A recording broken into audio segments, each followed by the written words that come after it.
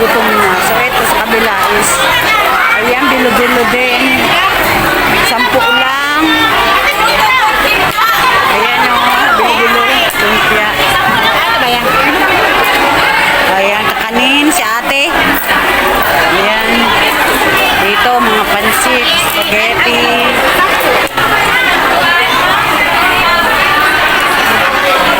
Dito sana, gulay sana gusto ko bilhin. So, dito po yan sa St. Joseph Church. After po ng misa, yun, diretso dito sa bazaar. Oo.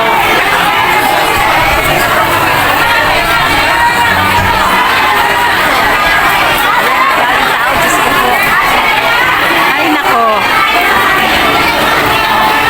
Mahina ako sa ano eh. Mahina ako guys sa siksikan. Yun o. Ang ingay guys, ang ingay.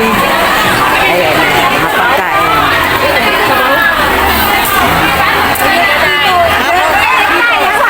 Kulang pa isa. Kakagulo. Ingay. Oh, dito kunti na lang ang tao. Kanina grabe. Ayan, isda. Ano ba bibilin ko? Hindi ako makapili ng bibilhin. Kano kayo sa isda?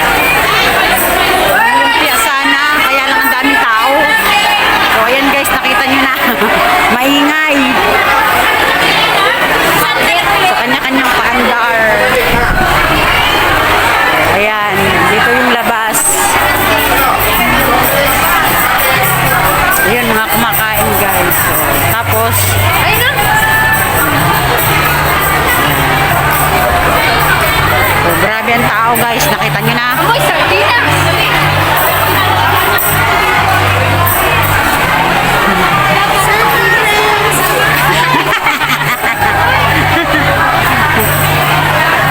Ganyan po mga kapwa ko dito kami. May pagkain. Yung nagugutom, punta lang dito ngayong linggo. Ayan. Grabe ang tao.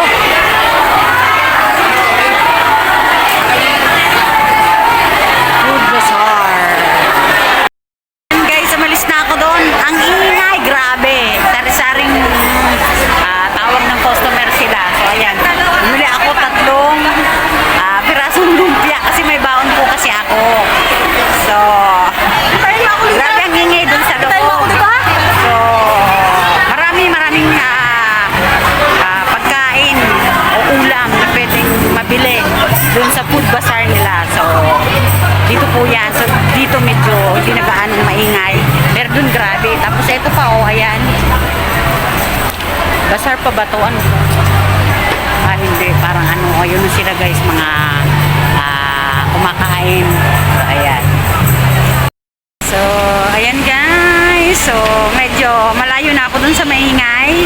So, doon, pag video ko doon, alam ko, hindi nyo masyadong maririnig yung sinasabi ko. Mas maririnig nyo yung ingay. So, ayan. So, dito na ako sa labas ng ng vicinity ng St. Joseph Church kasi maghahanap na rin ako ng lugar dun saan ako maglalas. So, ayan guys. Thank you. God bless you all. Thank you. Mwah.